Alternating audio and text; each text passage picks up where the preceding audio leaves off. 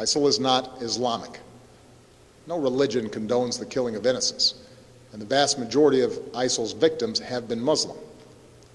And ISIL is certainly not a state. Dear Mr. President, with all due respect, sir, I must tell you that you are wrong about ISIL. You said ISIL speaks for no religion. I'm a former Muslim. My dad is an imam. I spent more than 20 years studying Islam. I hold a bachelor degree in religious studies, and I'm in the middle of my master's degree in terrorism studies. I can tell you with confidence that ISIL speaks for Islam. Allow me to correct you, Mr. President. ISIL is a Muslim organization. Its name stands for Islamic State. So even the name suggests that it is an Islamic movement. Their leader, Abu Bakr al-Baghdadi, holds a PhD in Islamic studies. I doubt you know Islam better than he does. He was a preacher and a religious leader in one of the local mosques in Baghdad. ISIL's 10,000 members are all Muslims. None of them are from any other religion. They come from different countries and have one common denominator, Islam. They are following Islam's Prophet Muhammad in every detail. They imitate him by growing their beards, shaving their mustaches, and in the way they dress.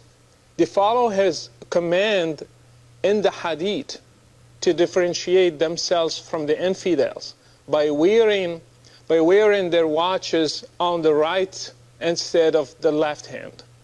They implement Sharia in every piece of land they conquer. They pray 5 times a day.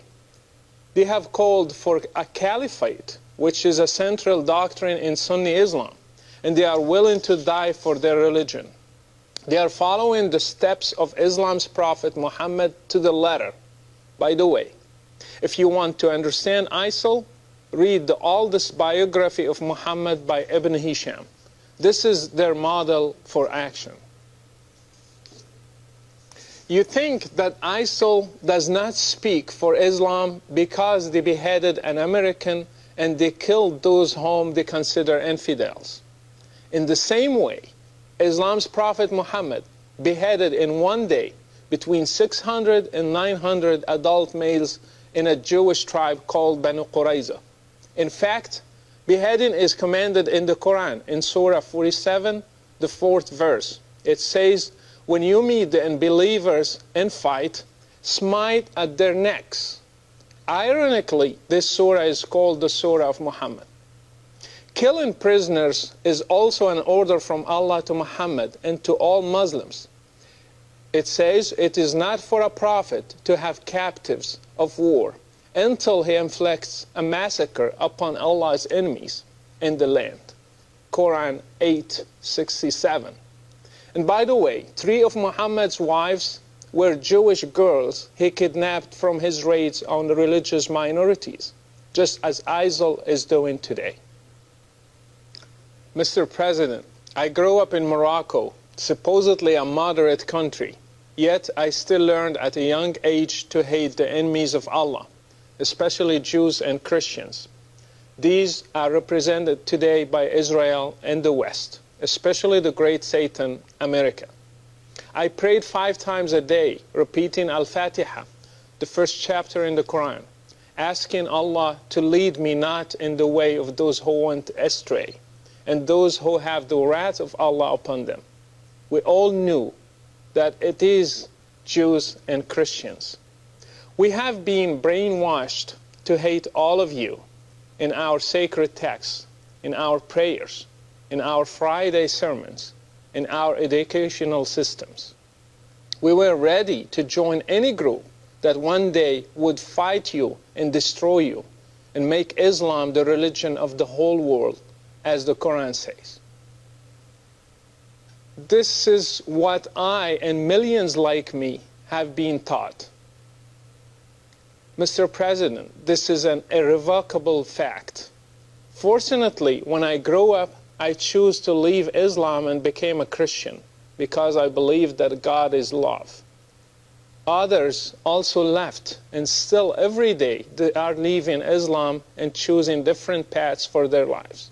All of them are suffering today because, again, Islam's Prophet Muhammad said, whoever changes his religion, kill him.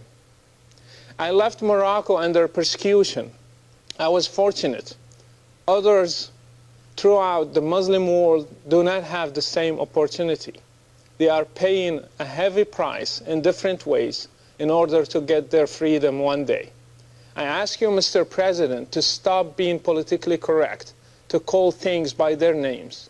ISIL, Al-Qaeda, Boko Haram, Al-Shabaab in Somalia, the Taliban, and their sister brand names are all made in Islam. Unless the Muslim world deals with Islam and separates religion from state, we will never end this cycle.